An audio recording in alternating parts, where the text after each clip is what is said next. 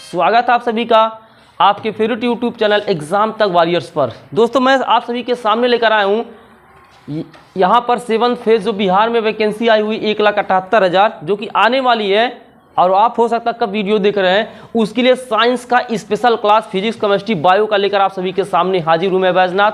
तो आपको किसी भी तरह का यदि आप जो है 9 एंड 10th ग्रुप में या फिर प्राइमरी लेवल की तैयारी करें, किसी का भी तैयारी कर रहे हैं, अगर आपके सिलेबस में साइंस आता है तो 1 नंबर भी बाहर नहीं जाएगा, दैट्स माय गारंटी। ठीक, किसी भी तरह की जानकारी के लिए आप हमारे व्हाट्सअप नंबर साइड में दिया हुआ, आप संपर्क कर सकते हैं और आप हमारे कोर्सेज में ज्वाइन हो सकते हैं। तो चलिए दोस्तों शुरू करते हैं आज की पहली क्लास। अगर क्लास में किसी भी तरह का कोई भी प्रॉब्लम होगा तो कमेंट करके जरूर बताइएगा।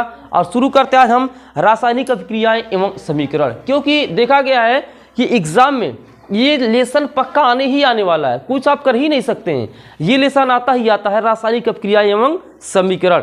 तो सबसे पहले हम देखते हैं कि सर रासायनिक अभिक्रिया क्या होता है। अरे यार देखते हैं रासायनिक अभिक्रिया एवं समीकरण को। रासायनिक अभिक्रिया एवं समीकरण क्या होता है, पूरी चीज़ को हम समझेंगे बेसिक टू एडवांस लेवल। किसी भी एग्जाम की तैयारी कर रहे हैं तो ये अगर लेसन है, एलपी टेक्नीशियन या फिर रेलवे की तैयारी कर रहे हैं, सारी यूपी बोर्ड की तैयारी कर रहे हैं, तो वीडियो काफ़ी हेल्पफुल साबित होने वाला। लाइक करके चैनल को सब्सक्राइब कर लीजिएगा और दोस्तों में शेयर कर लीजिएगा। तो हम देखते हैं रासायनिक अभिक्रिया क्या होती है। यानी कि रासायनिक अगर हम अभिक्रिया की बात करेंगे जिसको हम बोलते हैं केमिकल रिएक्शन, क्या बोलते हैं, केमिकल रिएक्शन। रासायनिक अभिक्रिया जिसमें 2 या 2 से अधिक पदार्थ मिलकर, लिखा ना मैं पहले लिखवा चुका हूँ, जिसमें 2 या 2 से अधिक पदार्थ मिलकर एक नए पदार्थ का निर्माण करते हैं। ठीक, जिसमें रासायनिक अभिक्रिया वह अभिक्रिया है जिसमें 2 या 2 से अधिक पदार्थ मिलकर एक नए पदार्थ का निर्माण करते हैं, तो ऐसी अभिक्रिया को हम रासायनिक अभिक्रिया कहते हैं। ठीक, देखो रट्टा नहीं मारना, चीज़ों को समझना, मैं समझाऊंगा चीज़ों को, ठीक है ना। तो 2 या 2 से अधिक पदार्थ, यानी कि चाहे 2 पदार्थ मिलेंगे चाहे 2 से अधिक पदार्थ मिलेंगे, अगर ये मिल जाते हैं और एक नए पदार्थ का निर्माण करते हैं तो हम बोलते हैं रासायनिक अभिक्रिया, दैट्स कॉल्ड केमिकल रिएक्शन। कोई दिक्कत नहीं है ना। जैसे हमने लिख दिया है मैग्नीशियम प्लस ऑक्सीजन, हमने लिख दिया बेटा मैग्नीशियम प्लस ऑक्सीजन। मैग्नीशियम और ऑक्सीजन अगर हम मिलाते हैं तो मैग्नीशियम ऑक्साइड बनता है। क्या बनता है, मैग्नीशियम ऑक्साइड बनता है। अब यार कहोगे सर समीकरण संतुलित नहीं है, ये ऑक्सीजन 2 बार है, यहाँ ऑक्सीजन एक ही बार है। समीकरण को बैलेंस करने के लिए 2 का प्रयोग यहाँ करना है, 2 का प्रयोग यहाँ करना है। समीकरण कैसे संतुलित करना है ये मैं सिखाऊंगा आप सभी के सामने, कोई दिक्कत नहीं है। और यहाँ पर एक चीज़ समझते हैं, देखो एक पदार्थ ये था, एक पदार्थ अलग था, एक नए पदार्थ का निर्माण हो गया। MgO एक नया पदार्थ है जिसको हम बोलते हैं मैग्नीशियम ऑक्साइड। अगर कभी भी किसी भी एलिमेंट के लास्ट में O जुड़ता है, क्या जुड़ता है, O जुड़ता है, तो उसको हम लिखेंगे ऑक्साइड। क्या लिखेंगे बेटा, ऑक्साइड। ठीक, जिसमें 2 या 2 से अधिक पदार्थ मिलकर एक नए पदार्थ का निर्माण करते हैं, तो ऐसी अभिक्रिया को हम बोलते हैं रासायनिक अभिक्रिया। दैट्स क्लियर, कोई दिक्कत नहीं है। फिजिक्स केमिस्ट्री बायोलॉजी ये मेरी जिम्मेदारी है कोर्स को कंप्लीट करने की। 3 से 4 महीने में आप सभी का कोर्स पूरा कंप्लीट हो जाएगा, कोई दिक्कत नहीं अगर आप मेहनत से पढ़ते हैं तो।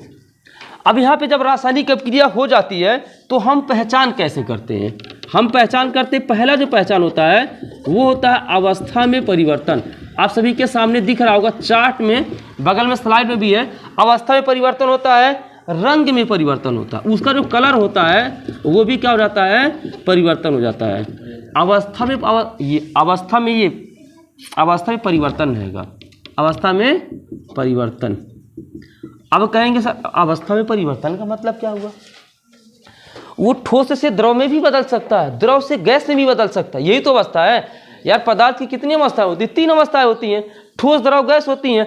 या तो ठोस से द्रव में जाएगा या तो द्रव से गैस में जाएगा, इसीलिए अवस्था में परिवर्तन होगा। पहला रंग में परिवर्तन हो सकता है, उसका जो कलर है ना वो बैंगनी से ब्लू हो सकता है। ठीक, बैंगनी से क्या हो सकता है, ब्लू, गुलाबी से नीला हो सकता है। तो रंग में भी परिवर्तन होने के चांसेस रहते हैं, रंग में भी परिवर्तन होने के चांसेस रहते हैं।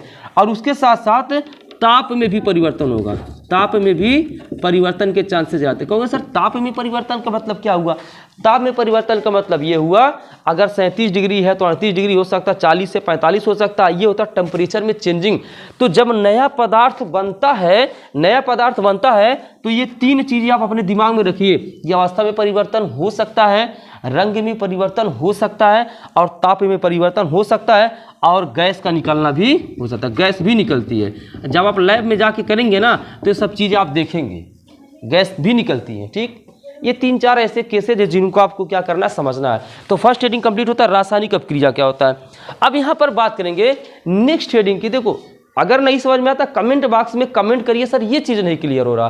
देखो व्हाइट बोर्ड पर बेशक क्लास चल रहा है, स्मार्ट बोर्ड में लेने वाला 2 से 3 महीने लगेंगे, लेकिन बेशक स्मार्ट बोर्ड पे क्लास चल रहा आप सभी के लिए, लेकिन कतई कंटेंट में कोई तरह का कोई कमी नहीं, मेरी गारंटी। और आपके एग्जाम में अच्छे नंबर आएंगे, फिजिक्स केमिस्ट्री बायो की जिम्मेदारी मेरे पास है, कोई दिक्कत नहीं, ये मेरी गारंटी है। अगर हम बात करेंगे नेक्स्ट हेडिंग की, रासायनिक समीकरण की। देखो रासायनिक अभिक्रिया अलग चीज़ है और रासायनिक समीकरण अलग चीज़ है। तो यहां पर देखेंगे रासायनिक समीकरण क्या होता है।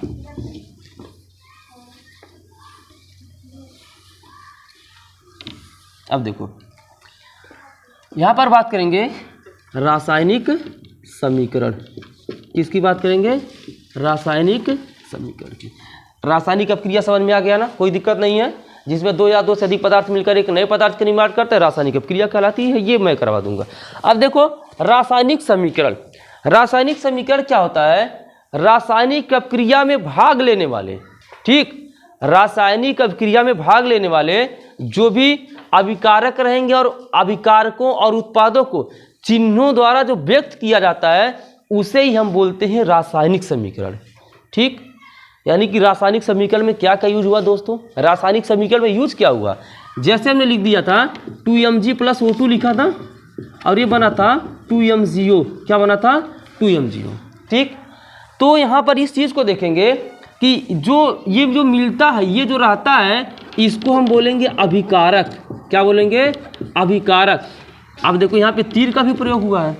ठीक, यानी कि रासायनिक समीकरण बराबर अभिकारक प्लस एरो और प्लस उत्पाद, ये 3 चीज मिलकर आप सभी के सामने रासायनिक समीकरण बनता है। ठीक, हमारे सामने क्या है, अभिकारक प्लस तीर का निशान होगा और प्लस उत्पाद, ये तीनों मिलकर आप सभी के सामने क्या बनाएंगे, रासायनिक समीकरण बनाएंगे। क्लियर हो गया ना। देखो बेटा मेरे जहाँ तक मेरी चाहत है कि मेहनत से पढ़ाऊँ, आप सभी के सामने अच्छा नंबर लेकर आना है। ठीक, तो रासायनिक समीकरण क्या कहलाता है, देखो जिससे मिलकर कोई चीज़ बनता है वो अभिकारक कहलाता है। तो या फिर ऐसे भी बोल सकते हैं, तीर के पहले वाले अभिकारक मतलब रहेंगे और तीर के बाद वाले उत्पाद रहेंगे। उत्पाद मतलब क्या होता है, उत्पाद मतलब ये चीज़ होता है कि क्या बना। ठीक, उत्पाद मतलब ये चीज़ होता है कि क्या बना। तो मैग्नीशियम में ऑक्सीजन मिलाने पर क्या बनता है, मैग्नीशियम ऑक्साइड बनता है। एग्जाम में भी क्वेश्चन आ सकता है कि क्या होता है जब मैग्नीशियम में ऑक्सीजन मिलाते हैं तो मैग्नीशियम ऑक्साइड बनता है। क्या बनता है, मैग्नीशियम ऑक्साइड बनता है। तो चीज़ें धीरे धीरे आप सभी के सामने क्या हो जाएंगी, क्लियर होती चलेंगी। ठीक, अब यहाँ पे नेक्स्ट देखते हैं रासायनिक समीकरण को हम संतुलित कैसे करते हैं, क्योंकि यार बहुत बार पूछा गया है रासायनिक अपक्रिया को संतुलित करना बहुत सारे बच्चों को आता ही नहीं है। तो इसको देखते हैं संतुलित कैसे, अगर आपके एग्जाम में आ गया तो आप कैसे कर सकते हैं। ठीक, अब देखने वाले हैं कि संतुलित कैसे करेंगे। ठीक, स्टार्ट करना, रुकना है रुको उसको। अब हम देखते हैं समीकरण को संतुलित कैसे करते हैं। तो समीकरण को संतुलित करने के लिए मैंने 2 एग्जाम्पल लिख रखा है। अगर ये दोनों एग्जाम्पल आप सभी के समझ में आ गया तो समीकरण को संतुलित करना भी आ जाएगा, कोई दिक्कत नहीं है। ठीक है ना। तो देखेंगे पहला है Na + H2O, NaOH और प्लस H2। ठीक, यहाँ पर हम ये देखेंगे Na एक है हाइड्रोजन, एक है ऑक्सीजन। ठीक, यहाँ लिखते हैं अभिकारक, क्या लिखते हैं, अभिकारक, और यहाँ लिखते हैं उत्पाद, ऐसे लिखना है। ठीक, अब यहाँ पर अभिकारक में Na कितनी बार, 1 बार है, और ये यार इधर अभिकारक कहलाता है, ये उत्पाद कहलाता है, तभी तो रासायनिक समीकरण बनता है। और उत्पाद में Na 1 बार है, चलो सर कोई दिक्कत नहीं है।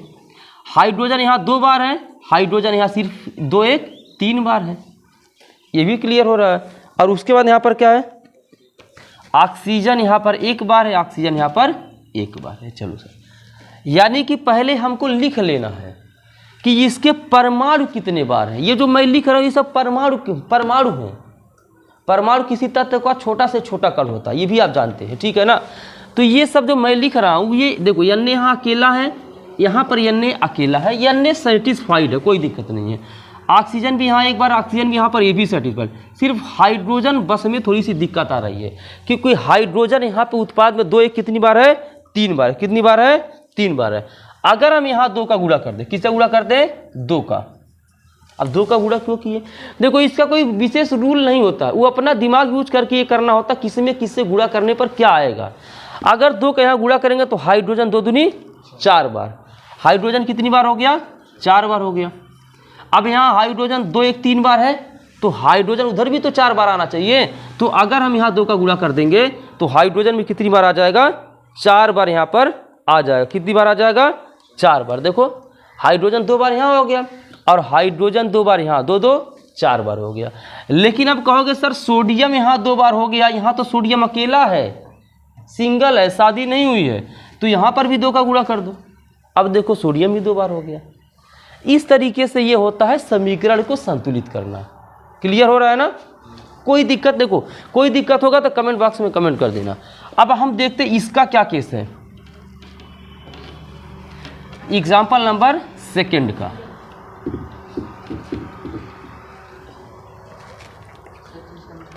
क्या हुआ, संतुलित नहीं हुआ था, रोकना तो।